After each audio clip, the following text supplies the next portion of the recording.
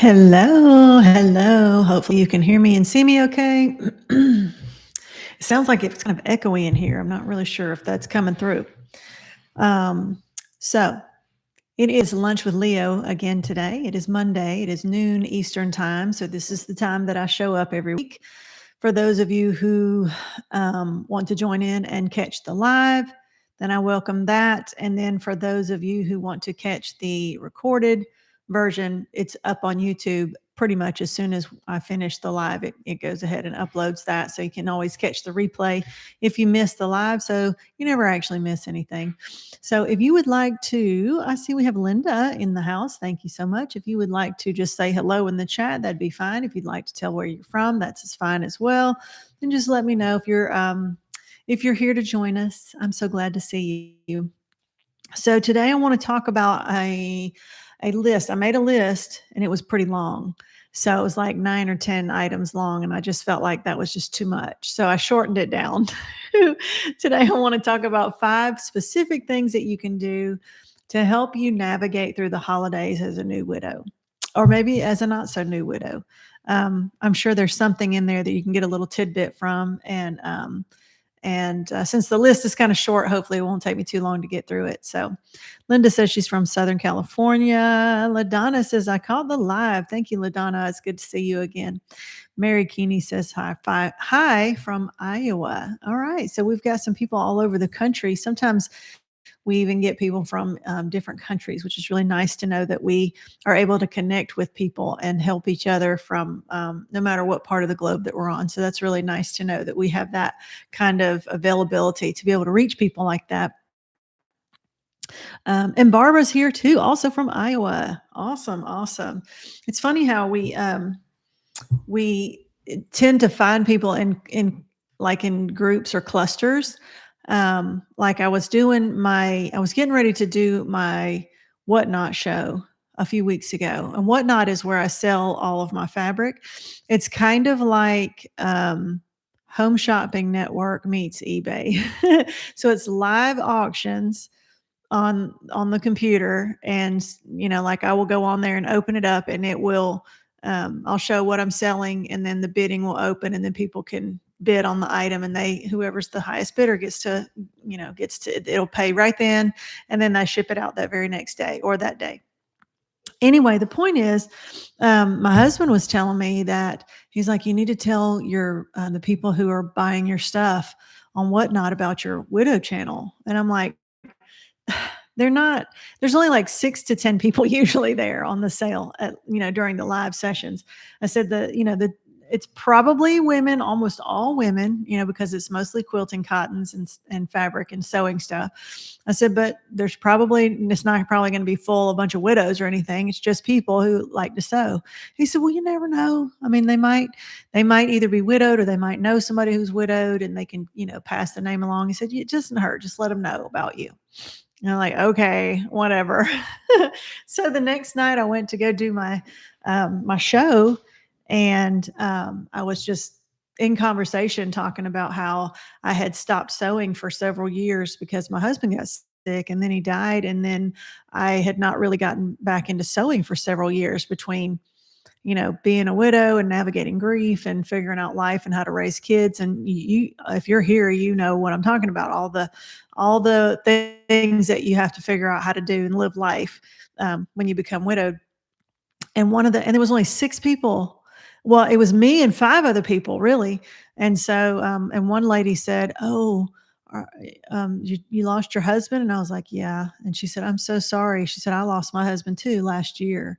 And then another lady came on and said, oh, yes, I lost my husband a few years ago. I don't remember exactly how long she had said it had been, but it was 2 people that had been regulars on my show that I had seen multiple times before, had bought things from me. And so out of the 6 of us, me and 5 other people, 3 of us were widowed. And so I thought I had to go back and tell my husband, okay, you were right, because I was able to tell them about the YouTube channel and the free Facebook group and all that stuff, for just as a place that they could go to get some resources. And, and they thanked me. And I don't know if they watched the videos. I don't know if they joined the group or whatever. I didn't really follow up. But the point is, you just don't ever know whenever you're somewhere, if you're going to run into somebody, especially with the internet, it makes a big, big world something really, really small. And then I had two people that were on another show, and they were talking about where they were from, and they were both from Louisiana, and they both lived like 15 minutes from each other. And I was like, wow, what a small world. And they didn't know each other, but they were like, well, maybe we can get together and meet up for a, sewing thing or something. And so I just thought that was kind of cool. So same thing here. We've got two people in a row that post that they're from Iowa. So, what are the chances? Or just like when I find somebody who comes on into the group and they're from Georgia, I always ask where in Georgia, because it's on my to-do list also to have like a get together, like a meetup for anybody who might be within driving distance from Georgia. Because I live about almost an hour south of Atlanta, so I figure that anybody that's within the Atlanta area could probably, like, if I go sort of north, closer to Atlanta, I could probably find a place that I could arrange to have a meetup, to where anybody who's in driving distance, we could meet up and just have lunch or something like that. So it's been on my to-do list, but it's not reached the top of the priority list quite yet. Maybe soon. Janet says she's from Pittsburgh. Hello, Janet. Janet's back. And Alita says she finally remembered and showed up in the live. I know she keeps messaging me and saying, I forgot about the live, or I couldn't make it to the live. And she catches the recordings, and she says, one of these days I'm finally going to catch you live. And it looks like she's here today. So I'm so glad to see you. And Mike says, sewing, you finished those socks yet? No. Oh, no, that's for the knitting. And no, I have not finished. I still haven't done any knitting, crocheting, or sewing as of like this moment. And so, and one of the homework assignments for my holiday group that we're, the group that I created that we're getting together for holidays and surviving the holidays together, this week's homework was for them to do something crafty. And I did not lead by example. I haven't done anything, but I have until 7:00 tonight. So I've got a few hours, so I might put something together real quick. LaDonna says she's in Oklahoma. I want to be fit. My sister lost her husband and daughter to cancer in 2023 and 2024. Oh, that's recent. How do you go about encouraging someone to seek counseling? She lives north of Atlanta. So honestly, it's hard to tell somebody that they need something if they don't think they need it. So I would just say that, a person has to be ready. Honestly, it took me, I didn't go to therapy for my grief until I was like about 5 years out. I went to therapy one time, and it was with some young girl, and she wasn't even married, didn't have kids, had not lost any family members, didn't know anything about grief. And she's given me textbook answers on how to help me, but it was just generic stuff. And I didn't feel like it was very appropriate. And so honestly, it just has to be, I feel like, since it's still in that first year, you kind of have to let them go when they're ready, because sometimes when we're in fresh grief, we're not ready for somebody to help us. Because we don't feel like we can be helped. We're just trying to navigate the day to day. And we have to even get to a point where we've accepted the fact that our loved one is actually gone and never coming back before we can start to learn how to heal from that loss. And so sometimes that takes a little while before we can get to the point where we have, like, our heart and our brain has to be connected on the actual fact that our person is not there anymore. And I don't know if any therapy or counseling can get you there any faster. It's kind of an organic process. But if you've noticed that they're not doing healthy things, like if your sister is doing things to self-harm, or, is talking about things that are alarming thoughts, like self-harm, and things like that, then you might have to step in on that way. But if it's just like a general, like, okay, it's when are they going to snap out of it? Or I think they might need therapy to talk about their feelings. You just let them know that you're there, and let them know that if they need anything, that you're there. And then maybe just show up and offer to take her out to lunch. And if the topic comes up, just say, well, how are you doing? And how are things going? And have you just ask them, what kind of resources have they sought out in order to help? Have you talked to anybody? Have you met with anybody? Have you thought about any kind of grief group? Because there's so many different resources. It's not just therapy. There's grief groups, there's grief share, there's individual therapy, there's Facebook groups, there's the YouTube channels, there's online ways of connecting. And so and some people, they have to get to that place on their own.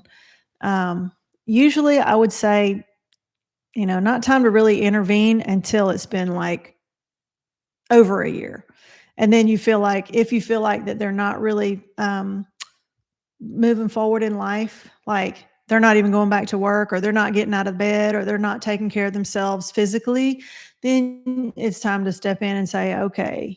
And even then, you can't really tell them what to do. You just have to encourage them to do it. Maybe offer to do it along with them, and or send somebody over to check on them, or things like that. So sometimes when people try to intervene and tell us that we need to go to therapy, it can backfire a little bit and cause people to be a little bit, what's the word? Like defensive, like, you don't know what I'm feeling, and how do you know what I need, and kind of thing. So you just have to tread lightly on those types of things, and let that person decide when they're ready, because everybody heals at a different rate in a different way. And some people never end up needing therapy. I mean, it just kind of depends. It's such a broad question, and it really kind of depends on the situation for your sister. But I will pray for her, and in hopes that she finds the resources that she needs in order to heal. Mike says 5 years of dementia care. The holidays slowly went away. Today is easy because of that. Sliding back in reality, year and 8 months after her passing. Yeah, so that's what I was talking about before, Mike, is like the first thing we have to do is just accept the reality of the situation. And that's really hard to do. And sometimes it takes a long time. So Janet and Barbara says they're actually friends. That's so cool. I did not know that. Tim says is back from North Carolina. Hello, Tim. And Alexa set the clock for 7 p.m. Right? Actually set the clock for me for like 2 p.m. so I have time to start. Barbara says, even though Janet is in Pennsylvania and I'm in Iowa, we are in daily contact for almost 25 years. It's important to have somebody to talk things out with. I'm so glad that you guys have each other. So yes, and you laugh a lot too. That's really nice. And I have my sister as well. She comes up once a week to visit me. And although she's not widowed, but she's a single mom, and her boys are just about grown, but they still live at home. And so we can at least bond over just shared trauma, and we're at least able to connect on memories that we have, and joke about our childhood, and just have something in common there. So that's also nice to have somebody to just laugh with and forget about the stresses of the world and just connect on a more basic level. That's really nice too. So Julia says, hello, good to see you. Hello, Julia. And Mike says, hi, Barbara, being so remote and rural. I talk with Linda a lot. It just helps to talk to your loved one that's gone. Yes. Yes. And I totally get that too. So thank you to those who are here. And if you're catching the replay, then feel free to drop any comments that you like below in the comment section. But today I want to talk about 5 basic things that you could do if you're a new widow, or maybe not so new widow, that might help you navigate through the holidays. And they're very generic, but they might spark something that you maybe hadn't thought about, and you might have kind of been down for some reason and thought, well, I don't really know what I can try. So it might just spark some ideas for you to try to do something that might help you to get through the holidays. Because I'm going to be honest with you guys, this week has been a rough one for me. Like, it's only Monday, right? But this weekend and this week, I don't know what it was, but like Saturday, I could hardly get out of the bed. I was so tired. And then Sunday, I got up and I felt okay for church. That was yesterday. And then I got and sat down, and I just started feeling not so great. And I sat down, I was watching TV. And next thing you know, I was asleep, and I slept like for 4 hours. And then this morning I got up. JP gets up at 2. And so I woke up when he got up. I didn't get up, but I woke up, and I had a hard time getting back to sleep for like about 2 hours.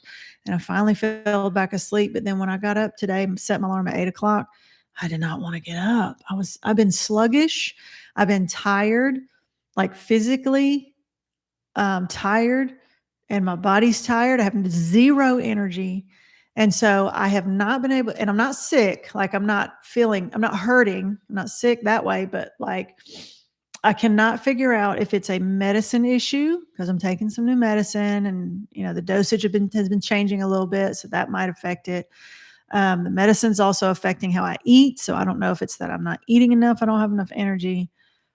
I don't know if it's a mental thing, being at home and not having to get up and be on a specific schedule. I have to really watch that because I will tend to sit in the bed and doom scroll through my phone or sit and watch YouTube and not get up. And then once I don't get up, then I'm like, it's already lunchtime. What's the point of getting up? So I got to be careful not to do that too much. And it's like I did it Saturday and I kind of did a little bit on Sunday. And now when you work for yourself or you don't work, you don't have like a set schedule, it can creep up on you. So I'm still trying to figure out if it's mental, emotional, physical, medical, like medicine, medical. I'm really not sure. I have ADHD and my medicine. I'm thinking my medicine is maybe not working like it used to. I've been on the same dose for 3 years. When I sleep in on the weekends, so like when I sleep in on Saturday, if I don't take my medicine by about 9 o'clock, it's an extended release medicine. So if I don't take it by about 9 o'clock, then I don't take it at all because I don't want it to be keeping me awake at 2 o'clock in the morning the next night. And so I think that's what happened on Saturday, but I can't explain what happened on Sunday, and I can't explain why I didn't want to get up today. I did not want to, honestly, I did not want to come do this video today. Not because I don't care about you guys, because I do. Not because I don't want to help people, because I do. I'm just feeling lazy. So I don't know. I need to take my own advice and maybe go through this list. And like, I got up and went down the driveway and took a walk and took the dog for a walk. That helped a little bit. Anyway, so you're not the only person going through some of this stuff sometimes. I'm just hoping and praying that it is a temporary lull and not like something new that I'm gonna have to fight. And also, like, I haven't been on my thyroid medicine for several months, and I'm worried that it might be my thyroid coming back and like flaring up. I don't know. I can't really afford to go to the doctor to try to get a bunch of tests done and figure it out. So I'm sort of at home, like trying to figure it out myself. Doctor will have to be last resort. Anyway, so let's talk about the 5 things that you could do to navigate the holidays as a new widow. So the first thing is to acknowledge your emotions. And again, this is probably more for the people who are in fresh grief. And so just know that it's okay to feel sad, even though you're in a time that's supposed to be joyful, right? So it's okay to feel sad. It's okay to feel grief. And on the flip side, it's okay to feel happy, and it's okay to feel joy, and it's okay to laugh, and it's okay to look forward to spending time with your family. So just don't try to hold your emotions in, and acknowledge them, recognize them, give them some space, give them some mental attention, and allow yourself to feel whatever it is that you need to feel during the holidays, even if it's not what you're supposed to feel according to everybody else. Secondly, is to honor your loved one. And so, especially if it's your first or second holiday, I think it's really important that we honor our loved one because we tend to feel like everybody else forgets them. And so like, well, everybody, you look around and you think, gosh, everybody, they came around for a few weeks and brought me some food and came and visited and asked if there was anything they could do for me. And then slowly they just kind of went back to their life. And it almost seems like, after a few months, it starts to feel like everybody else forgot about your spouse. And then it feels like the responsibility is on us, to carry forth their memory and their legacy. And it really is, because if you think that everybody else around you has gotten on with their life, well, guess what? They have. I mean, they care about us, but they have lives to live. They have jobs, they have children, they have families, they have holidays to prepare for their own families. And so for us to think about, well, gosh, I can't believe they don't even talk about my late spouse anymore. Don't ask me about it. Don't say anything about it. Number one, a lot of times it's awkward and they're not sure what to say. But number two is they probably have I don't want to say forgotten, but it's not top of mind awareness to them like it is to us because it did not change their the every day of their life, every moment of every day of their life. It did not change their life schedule and routines and lifestyle and how they do their stuff every day. It did not change for them like it did for us. And so they are acutely aware of the person that's missing. But then after a little while, they get back to their life. Their life is the same as it was before our spouses died. Like, aside from the fact that they remember that this person died, but like your in-laws or your friends or your close friends or your family, extended family or whatever, they go back to the life and the house is the same and the people in it are the same and the job is the same and their finances are the same and all those secondary losses that we experience, the way that the loss of our spouse affects our life every day, it doesn't affect their life the same way. And so it's easier for them to get back into the routine of regular life and just kind of go on their merry way. And we sometimes feel like we've been left out because we feel like people forgot about us or forgot about our spouse. So find ways to honor your loved ones so that you don't feel guilty about whatever it is that you're doing and celebrating this holiday without them. No, they're not here, but you can still find ways to remember them. You can still find ways to carry on some of the old traditions that you have with them. You can still share pictures with them, with your children, and share memories of other previous holidays with your family members and cook their favorite meal and eat that in honor of them. So find a way to honor your loved ones so that you won't feel like that you are leaving them behind in this holiday season, that you've done everything that you can to try to make their memory feel as included as possible. Also, for number 3, set some boundaries. So boundaries meaning don't try to do things that you know you can't handle. So if you've got invited to 5 parties and you're feeling like, I don't know if I can handle being around all those people 5 different times and cooking something and bringing it, or bringing gifts and trying to figure out what I'm going to wear and scheduling all this stuff and just being around people drains you and things like that.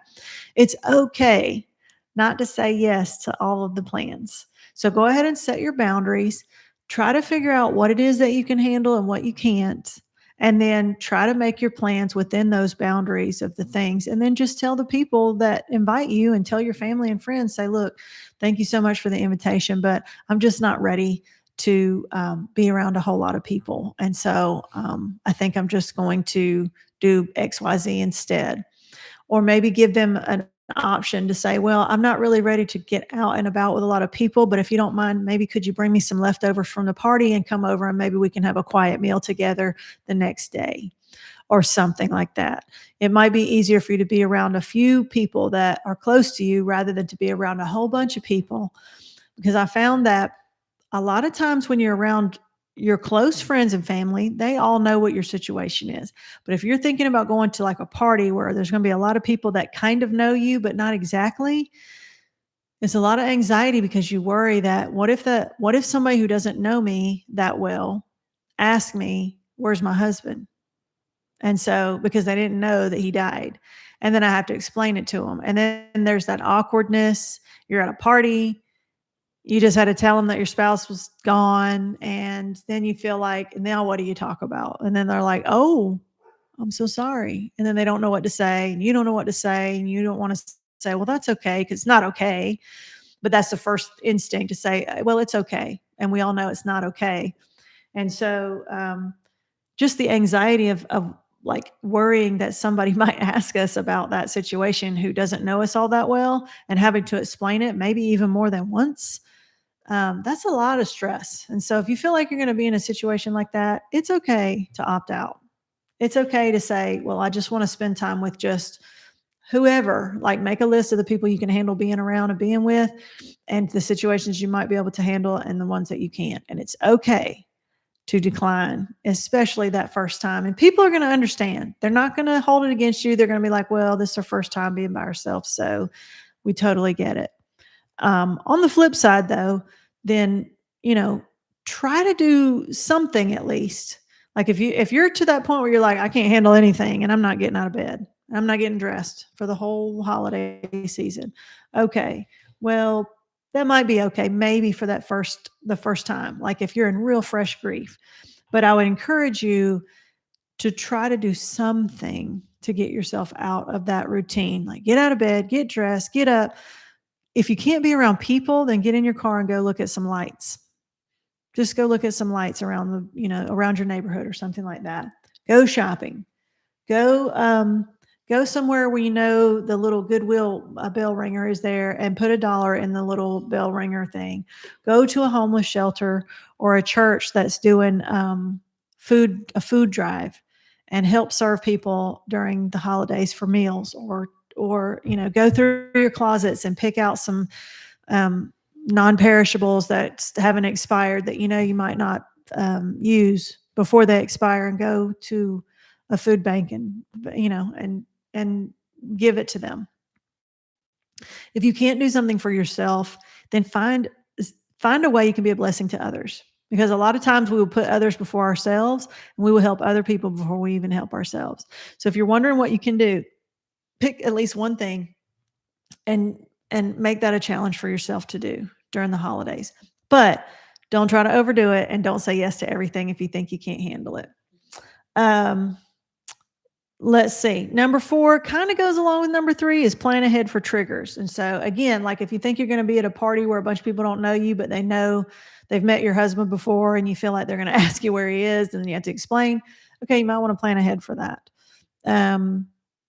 Try to think about, just try to mentally think about, are you going to set a place at the table for them when you sit down to eat?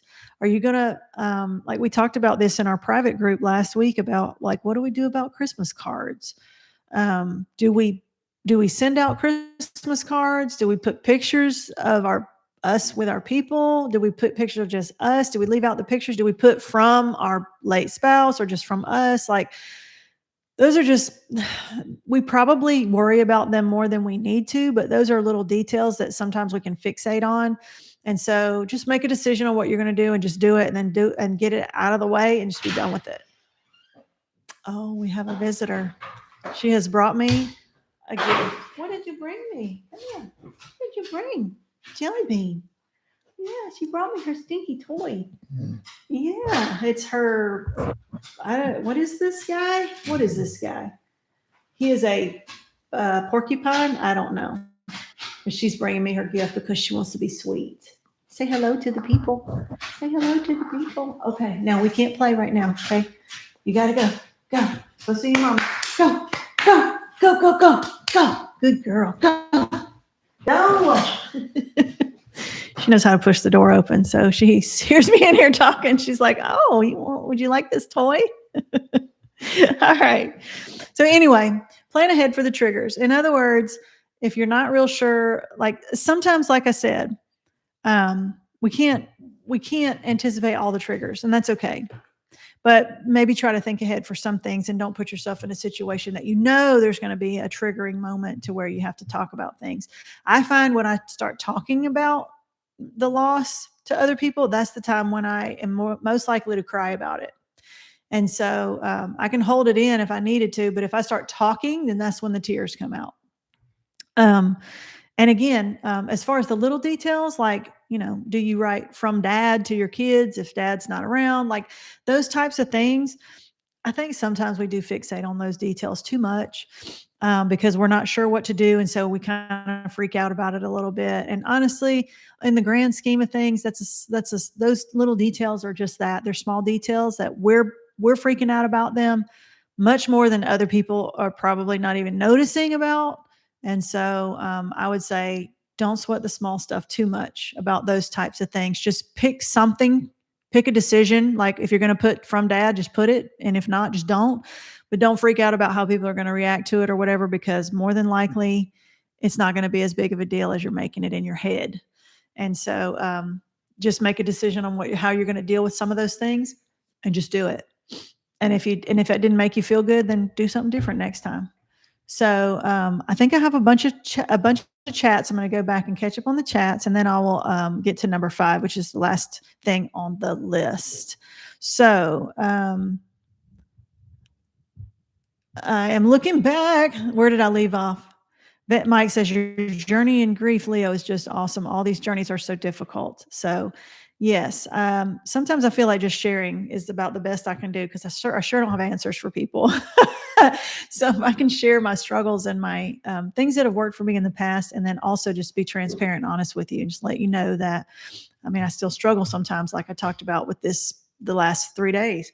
I don't know if it's grief related.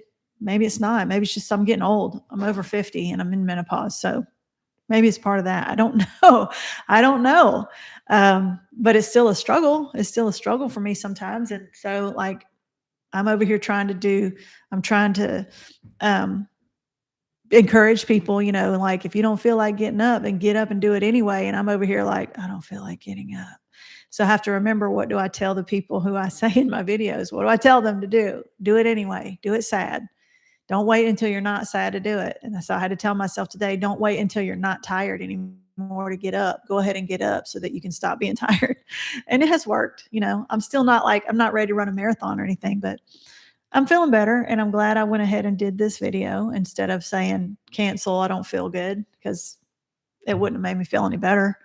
I surely wouldn't have taken a nap because then I'd be up all night. So, Alita says, story of my life. Yes. Janet says, I can't figure out how I get up early, do stuff all day, and nothing is ever done. Mental, physical, just can't get things completed. Well, and Janet, I don't know either. I think it's just that life is just a revolving door of chores and things to do. And sometimes we can check things off of our list and it's permanent. And then sometimes we just check it off for today and then we get up tomorrow and we have to do it again. Like loading the dishwasher and cooking meals and getting dressed and brushing our teeth. And those things are sometimes real difficult to do because they're small. They seem like insignificant tasks, but it's almost like if we don't do those things, we won't get over to the bigger, more important things because we haven't like checked off the little things. So sometimes checking off the little things helps us to get around to the bigger things. And Janet, if you're getting up early and doing stuff all day, don't worry about what you didn't do. Don't worry about what you didn't get done today. Focus on the things that you got done today and pat yourself on the back and give yourself a thumbs up and say, man, look at all the stuff that I did today. Because there's always going to be more to do tomorrow. So don't worry about that. Just be proud of yourself that you got up and you got some things done today. Because think how you would feel if you didn't get up and do anything today. And so just try not to focus on the left out part. Try to focus on the check off part, not the unchecked boxes. Um, let's see. Mike says the load you are carrying is large. Your kids, me, it's just me who lost Linda. You are carrying a family. Awesome job you're doing. Thank you, Mike. But I also can, I have to say I'm not doing it alone. So I have my husband as well, and he's widowed also. But I was doing it by myself for a while and it was tough. I mean, and it's still tough, but it is easier to have somebody to help me. So I have to say that I'm not, everybody's situation is different. Everybody's load is different. Everybody's grief is different. And so I totally get it. I appreciate what you say, but Mike, it doesn't minimize your grief and your pain and your journey either. Because sometimes, even though I have my kids that I have to take care of, sometimes me having to take care of them gives me a sense of purpose and it gives me something to do and it keeps me from being lonely. And so, there's two sides to every coin on that as well. Jody says, I struggle with what it actually means to honor the person. So Jody, it's whatever you feel like is appropriate. To me, I feel like honoring them is just remembering them. And, just keeping their memory alive and sharing it for me, it's with my kids, to make sure that my kids know that what their dad was like, and share the stories with him so that they don't forget them, and just know and let my kids know that I haven't forgotten him and that I never will. And so I'm sure it means something different to everybody, but Jody, I don't know if you have kids, but if you do, I would feel like the number one thing is just to make sure that your kids, know who their dad was and remember him. That's a big way to honor, and just, to make sure that if nobody else is talking about him, then you are, so that at least you know that the mark and the influence that they made in this world lives on through you. And so however they influence you, make sure that you are continuing to influence other people in the same way. And so their influence is living on through you. Piano Mom says, hello from Vermont. Guidepost this month has a great article called Being Present and Helping Someone Who's Grieving. We've experienced all the ways not to help, but that's okay. Gotcha. So we might have to check out that one. Thank you for sharing that resource. Tim says, sometimes I make a donation to St. Jude's Children's Hospital in memory of my wife. They will send you a Christmas card. Oh, that's pretty cool. Okay, I like that. So that's a way of honoring them and keeping their legacy alive. What a great idea. Mike says, honor the person by doing something that they enjoy doing on the holidays. So yes, I agree. Maybe their favorite song, cook their favorite dish, put up things on the tree, ornaments on the tree, that represent them, their favorite sports teams or something that they all made together or something like that. Just something that represents them, that keeps their memory alive around you so that you can feel like their presence is still there, even if it's only in memory. Tim says, I was talking to a woman a few weeks ago and she asked me where my wife was. I finally stopped wearing my ring the next day after 22 years. Wow. So Tim, that's a big step. I know that that's a big mental hurdle that a lot of us go through. Like, when do you take your ring off? If ever. Some people don't ever take it off. Some people put on the other hand. Some people take it off completely. And it's whatever's right for you. But Tim, if it makes you feel less burdened to have to explain it by taking it off, then that's what you need to do. Like I said, a lot of people put it on your right hand. It used to be people would put it on your right hand and so that people could see, oh, if it's on the right hand, it means they're widowed. But number one, I think a lot of people don't do that anymore. And number two, I don't think people realize what it means anymore. And so even if you did it to symbolically show that you were widowed, I don't think a lot of people would know that's what it means. And so I don't know if it would feel better to keep it just for yourself, but I don't know that the symbolism would mean the same thing as it used to. Marcia says, I'll be alone. So Marcia, is that by complete choice, or is that because you feel like you can't, or is that because you don't have anybody? Because depending on what that answer is as to what I would just give you some ideas of what to do in that kind of situation. Tim says, I also sometimes will send a donation under a relative's name as a Merry Christmas gift to them. What a great idea. Oh, that's really nice. Barbara says, just know that every emotion you experience is real. Almost 11 years since my spouse died, and I still have my moments. I find a walk is beneficial. The fresh air, sounds of nature, I still cry too. So yeah, I think that sometimes for me, because it's been 7 years, I downplay the grief because I'm like, well, it's been 7 years. I mean, I've got this new life now, and I'm trying to navigate through, whatever the tribulations of life are. And a lot of things that hit me, I just attribute it to life, getting older, health issues, emotional, whatever. Very rarely do I feel like, oh, this is a trauma response or this is a grief response. And so, and I don't know if it is or not. I think it's probably flavors everything. Grief just flavors everything a little differently and adds a little extra saltiness to it. But, I'm definitely not in like acute grief over his loss anymore. And that comes along with some guilt too. Everything, there's always like I said, there's two sides to every coin, but, maybe sometimes I don't give enough weight to the widowed status. And I think it's just because I'm so bent on not being victimized by my grief and not letting it dictate the rest of my life. And then sometimes I'm like, well, maybe that means you're not giving it, like enough gravity. You're not giving it enough attention. I really don't know. I'm still trying to navigate this life as a widowed person. And how do you do it 7 years out? How do you do it 10 years out? How do you do it 1 year out? It's different, but it's still there. And this is still the first time that I've been a 7-year widow. So I'm still figuring it out for this stage of my grief life. So, I don't have the answers on that either. Except for that, I still try to honor the memory, and I still try to talk about the story so that I don't forget and my kids don't forget. Let's see. Piano Man says, offer possessions to others who might like them. I like that idea too. Mike says, teaching at an early age about grief and loss would make it less of a showstopper. Grief is so avoided and should not be. It needs to be shared as part of life.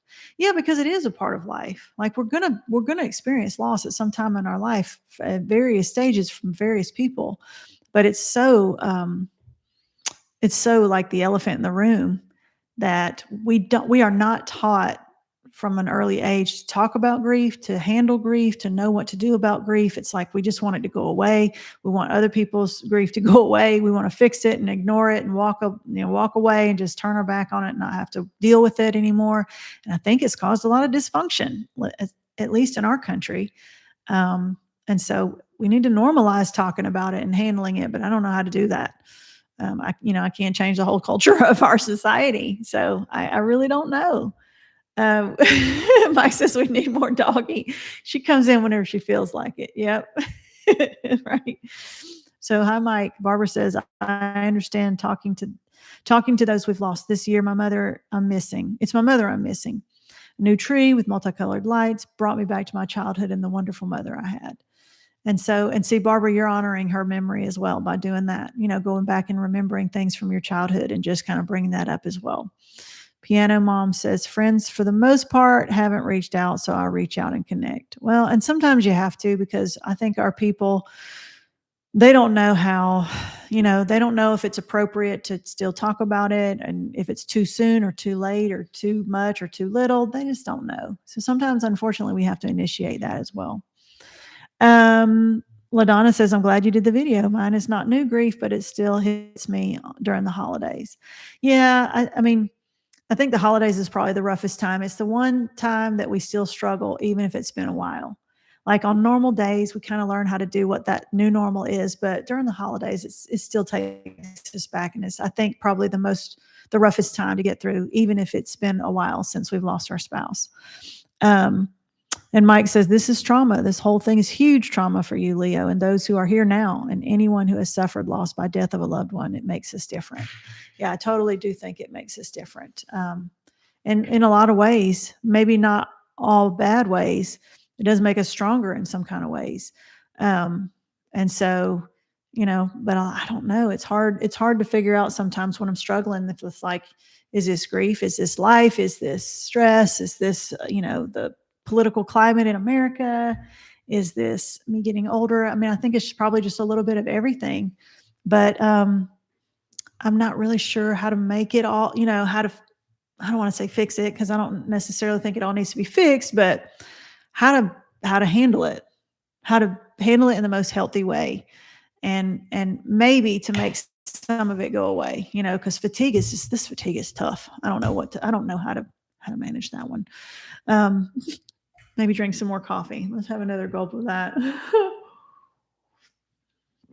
All right.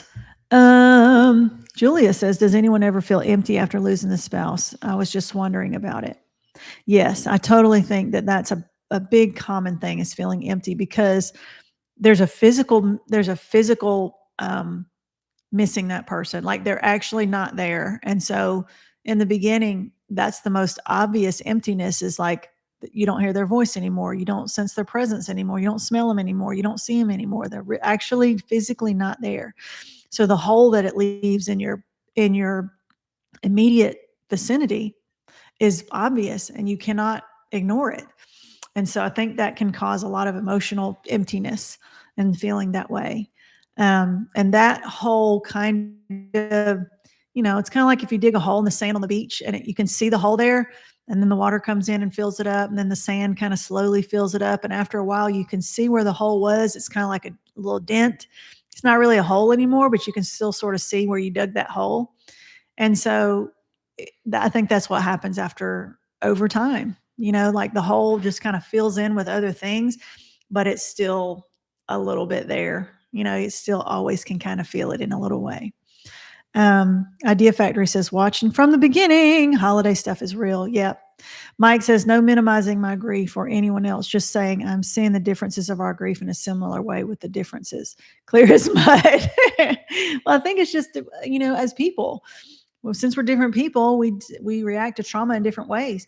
It may have to do with other things in our life, how we dealt with trauma when we were younger, and how we like how we are as people. Some people are just emotionally stronger than other people based on how they are when they were born, based on the environment that they were in when they were younger.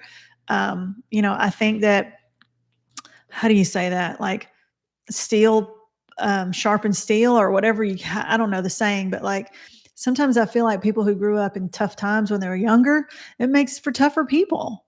And I'm not saying that everybody should have a tough life as a child, but like the people who are some of the strongest people that probably dealt with some trauma when they were younger or had, tough lives. It makes you stronger to have to deal with those types of things emotionally and physically. And so, I didn't grow up with the best childhood. Definitely wasn't the worst. I had everything that I needed. I never went hungry. I always had clothes on my back. I always had a roof over my head. I had the basic needs, but, I had some trauma. I didn't have grief trauma. I didn't lose people.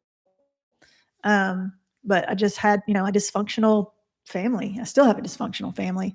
And so, and then I had my first marriage that I don't talk about a whole lot, but my first husband that I was married to for 4 years was abusive, and it was like a continuation. They say that a lot of times women marry their dad, and that's what I did.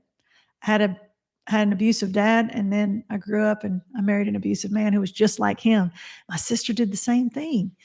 And so once I realized what a mistake I had made, I had to get myself out of that situation. But the point is that I've been through a lot of emotional trauma. And so I don't know that that necessarily makes it easier for me to deal with it, but it does make it to where it's hard for me to seek out help. It's hard for me to ask for help. And it's hard for me to feel like I can deal with things that I can't deal with things by myself. Like I try to just take it on myself almost all the time. And also, I think that it causes me to try to minimize the effects of things that are really big. So something that would like be a major issue for somebody, I'm like, oh, it's fine, no problem. I got this, I got this. It's no problem. When it really is a problem, but if I admit that it's really a problem, then it becomes a real problem. Then I have to deal with it like it's a big problem. So I don't know if that makes any sense, but um, sometimes I feel like I compartmentalize. And maybe that's a defense mechanism. And maybe that's why I don't feel the grief as heavily sometimes as I maybe should have, because I separate things into little boxes in my brain and I can just forget about one thing and focus on something else and just not, I don't want to say not worry about it, but sometimes. And so, and it's also an ADHD thing. It's a um, object permanence. When somebody's not around you, it's out of sight, out of mind. It's easier to forget them. It's easier to not deal with it if it's not right in front of you, because with people with ADHD, you deal with whatever's in front of you right at that moment, and everything else has to wait. And so if I'm not thinking about my grief right at that moment, then the grief has to wait and I deal with something else. And so I pick and choose my times to let the grief come to the forefront, and I deal with it and then I put it back. It didn't always work that way in the beginning, but it seems to be what I do now. I don't know if that's healthy, but that's just what I do. All right, let's go. I'm rambling now. You can tell my medicine kicked in, so now I'm rambling. Okay. Let's see. I'm going back to where I'm trying to find out where I left off. Did a year-end review last night. Oh, okay, this is interesting. Did a year-end review last night. Today, having trouble getting in gear. Set a time frame. Help today. Okay, yes. So that's probably what I need to start doing, is setting, like I need to get more specific with my schedule, because I have been putting off getting out of the bed later and later, and it's just causing me to just not have a lot of focus in my day. You're here, Marcia. You're not alone. That's right. That's right, Marcia. You're here with us. Sonia says hi from South Carolina. Hello, Sonia. Thank you for making it in. Barbara says, Mike and Leo, you're both right. Last night I thought to myself, boy, have you changed. Boy, has life changed. Julia, yes, empty is the perfect word to describe it. Sonia says, I'm going through the motions of the holidays, but it's so hard. I have entered year 2 of loss. And I have a video about that. Look it up on the channel. It's called Year 1 versus Year 2, and how some people actually find that year 2 is harder to handle emotionally than year 1. I did not find that for myself, but a lot of people have, and I totally understand why it can be that way for some people. Mike says, yep, an emptiness that can't be filled by anyone else, heavy load to carry forever. That is true. So now we have to figure out. So when we are on our grief journey, we're not trying to figure out how to get over them. We're trying to figure out how to live with that hole that can't ever be filled. Like we have to figure out, how do I manage life without my person? And we just have to learn how to do it. We become stronger and more able to do it, but it's not because we want to, and not because we like it or we're happy about it. Just what we have to do. As time goes by, it gets easier to carry. Yes, that is right. It's just like going to the gym. Iron sharpens iron. Thank you, Rachel. I knew it was something like that. Barbara says there are many stories in the group to share, and I know we all relate to and learn from each other's experiences. That's why I'm glad we have this chat, so that people can share theirs as well. Emptiness is the purpose. Empty, Tim says, is the perfect word for some of us. Not angry or upset or anything, just blah. Leo had a video about empty a while ago. So yeah, I think that's that can lead to depression at sometimes. And so we have to be careful about, because if you're not feeling anything and you're just not caring, then, that numbness is sometimes I think sometimes we do that to ourselves to protect ourselves from the pain, but it also protects us from, it also doesn't protect, but it also hinders us from being able to feel joy.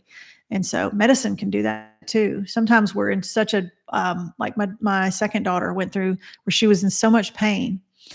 She couldn't even worry about feeling joy because the pain was like killing her every day. And so she started taking medicine to take the pain away and just numb her emotions, because she just needed a break, from the crushing grief that was just on top of her all the time. And so although the medicine did keep her from feeling joy, we couldn't even worry about joy at that moment. We needed her to not want to die every day. Like we just needed the crippling pain emotional pain to be off of her. And the medicine helped to do that. Then once she was able to like catch her breath for a moment, then she could slowly come off the medicine so she could learn how to feel joy again. And so it was a process. And so I think that's where that blah comes from sometimes. We love your rambling. I'm glad somebody does. And my husband was like, yeah, you can get the rambling sometimes. And I'm like, by the way, this is a sign that I made up for my students when I was teaching. So when they would start acting up or talking to each other or like talking mean to each other, I would do this. And they would say, what does that mean? And I would say, you know what that means. And I don't really know what it means. I just made it up. And I'd be like, you know what that means? And I'd be like, yeah. And then somebody else would be, what does that mean? And then the students would say, you know. And I'd look at a student and say, you know what that means, don't you? And they're like, yeah, because they didn't want to look like they didn't know. Nobody knew what it meant because I just made it up. And so, but after that, even the kids would use it on each other. If they were like aggravating each other, they'd be like, they'd stop each other. So now I do that to my family too. I'll do that to my husband or my kids. And that means, hey, cut it out. And that's our little family sign that we made up. So I'm trying to make fetch happen. If you've seen Mean Girls, like I'm trying to start a trend on that little thing. It's like a clean version of a middle finger, I guess. So anyway, yeah, let me go back. Empty is the perfect way. Oh, we already talked about that. This is Leo's therapy right here. It really is. This is like my way of getting through my emotions, is getting it out. Instead of writing down in a journal, I just talk it out. The who cares gets huge. Why bother? Real battles to overcome someday. So Mike, yeah, that's probably bigger issue for me than actual like crippling grief. Is what difference does it make? Like why bother getting up and getting dressed and looking nice for somebody when your person that you look nice for is not here anymore. So I totally get that. It can be an aspect of depression. And so obviously when we're grieving, we are feeling depressed, but there's a difference between, situational depression, which is comes along with the grief and then goes along and we learn to heal from. And then regular depression that is something that could be bigger and could last longer and could get us stuck into like a cycle that we might need other help to get out of, if we get like stuck in a rut like that. Barbara says, you know what that means. Yeah, so y'all can use that too. I'll give you permission to steal it. There's a memory your kids will forever remember. That's right. And they do. They'll remember it now. They'll even tell you, like, we'll take pictures of each other doing this, take a picture of it on your phone and send it with my hand like this. And the kids are like, okay, whatever, mom. So it might sound lame, but you make your own little jokes and stuff like that. So I promised the fifth thing. So I got to get to the fifth thing. So the fifth thing is allow yourself to have joy without guilt. And that's probably a tough one, especially if this is your first holiday. So to me, I have found that every time I make a stride forward in my grief journey, it always comes along with a side item of guilt. I don't know. Maybe my husband's home. Sorry, the dog. She's doing her job. Let me close the door real quick.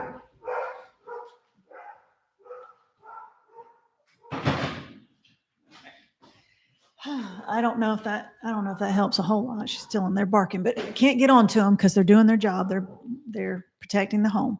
Anyway, yeah. Whenever we make strides forward in our grief journey and we start feeling better, we also have like a little side item of guilt that comes along with it, because a little voice in our head says, I can't believe you're laughing right now. I can't believe you're feeling happy right now when your spouse is gone. Your husband's dead and you're over here laughing at a joke. Or you're going to a party, or you're going to go spend time with friends. Sometimes I feel like we do the things that we think we're supposed to do as a grieving widow because we're supposed to. Well, I'm supposed to feel sad right now. I'm supposed to not get out. I'm supposed to not go out and, be around people. I'm supposed to not laugh at any jokes. Like you're supposed to do these things because you're afraid of what other people might think. But we have to forget all that, because people actually also want to see us moving forward. They want to see us feeling joy, and they want to see us. Yes, dear. I don't know if there's any milk left. Who is at the door? Nobody. All right, there's probably enough for a bowl left. She's eating the rest of my honeycomb. Hey, what does this mean? She closed the door and walked out. She closed the door and walked out. She stole my honeycomb and then left. Barbara says she has milk. Come get it. Oh, you know what's really sad? My husband's a milkman. We have no milk in the fridge. So, the cobbler's kids have no shoes, et cetera, et cetera. We have no milk. So anyway, back to number 5, allow yourself to feel joy without guilt. And I can say it, it's easier said than done. I totally get it, but just try. Because it's okay. It's okay to laugh. It's okay to laugh at a joke. It's okay to forget about your grief for a small period of time and just focus on being happy to be around family and reminiscing about some Christmas music that brings memories of your childhood, or, doing some kind of tradition for the holiday that really brings you joy, makes you feel happy. It's okay to do it without, you can spend a few minutes not thinking about your spouse. They're not going to get upset with you. The world's not going to fall apart. It's going to be okay. Because trust me, you're going to have those moments of grief and sadness and the whatevers. You're going to have all those. So when you have a chance to feel some happiness and laugh at a joke and feel a moment of joy, take it, because you're not going to always have it. So take it when you have that option and the opportunity, and just hold on to it for a moment. Because the grief will wait and it'll come back at some point. And, it's never going to go all the way away. Don't worry. And so try not to feel guilty about it. I know, like I said, it's easier said than done, but just remember that it's okay. It's okay to not feel guilty about moving forward in your grief journey. And it's okay to feel some joy and to have some happy moments during the holidays, even if it's your first holiday without your spouse. All right. So, so my daughter's reaction. Yeah, that's a 14-year-old for you. So the best thing I heard is your spouse wouldn't want their death to also end your life emotionally. And Tim, I 100% agree with that. Some people get mad when you mention their spouse, like, well, they wouldn't want you to feel this way, but it's 100% true. Like you have to live the life that they didn't get. And so, for us not to make the most of it is a waste, and it's dishonoring them. And they wouldn't want to know that when their life ended, that your life also ended, like emotionally. And so, just like if you died, you wouldn't want to know that if you died, that your spouse that you left behind, that basically they just wasted away and didn't do anything and never got out of the bed and just never had any joy left in their life. You wouldn't want that for them. And so they don't want that for you either. I mean, yes, you want to honor them, but they don't want you to just wither away and wait around to die so you can be with them again. That's not what they want for you. I can promise you that. And that's not the reason why we're still here. There is a reason why we're still here, each and every one of us. And so our job is to find out what that purpose is and to live that purpose to its fullest, even though we're sad and even though we're grieving. Just makes it harder. Just means that we got to be stronger. And so, it's just something we got to do. It's part of life. And I know it sucks, but it still is what it is, right? So, yes, the dog has things to say for sure. She's in a whole nother room, but I'm probably getting a package. Whenever we get a package or somebody comes up to the house, she goes nuts. And so even if it's my husband and she walks in and she knows him, she'll still bark at him. So she got a thing about men. She doesn't care for them too much. All right, everybody. Thank you so much for coming. We spent a good hour together and I'm feeling better. I'm feeling awake. I'm feeling energized. This is probably what I needed to get my butt in gear for today. Now I got to go do some crafting so that I can say I did my homework for my live session tonight at 7:00. And the dog needs its bowl. Right? She's a mess. She is a mess. And honestly, we have the two other big dogs are outside in the barn, and no one would be able to get past them without us hearing it also. And we got the donkeys too. And so we have a vast amount of animals that they would have to get through in order to get to us, and plus the locked door. So I think we're pretty safe. We're pretty far back off the beaten path too, kind of far back in the woods. You can't even see our house from the road. So that's good. All right. Great session. Thank you so much. Sometimes, like I say, I will have to wonder what I'm going to talk about. And then I just need a little topic and then I can go and try not to ramble too much. So that's just kind of what I do sometimes. That's the way I'm built. All right. So get out there and figure out how you're going to navigate these holidays. Okay. Acknowledge your emotions, honor your loved ones, set boundaries, plan ahead for triggers, and allow yourself joy without feeling guilt. So I know it's a big task, but just do the best that you can do. That's all you can do is the best that you can do and nothing else. All right. And remember, you're only doing this for yourself. So don't worry about what other people are thinking about how you're grieving and all that kind of stuff. We're not here to grieve for them. We're doing it for ourselves. We have to do whatever is best for us, right? You love these get-togethers? Yeah, she's smart and stubborn, and she is spastic. So she is like energetic, and she's got a lot of energy. I'll be glad when she gets a little bit older. And we're doing something crazy and considering breeding her and having her to be a little mama, but I don't know if we're ready for that yet. Maybe in the summer. We'll see. All right. Anyway, guys, thank you so much for joining in. I appreciate all of you coming. We'll catch you next Monday at 12, every Monday at 12 Eastern time with Lunch with Leo. If you have ideas of topics you want me to talk about, feel free to put it in the comments or email me or come onto the Facebook group and let me know. Because I'm trying to come up with stuff every week. And so, I don't want to say I'm running out of ideas, but if y'all have something you want me to touch on, then just let me know. All right. Thank you so much. We'll see you next time. Bye.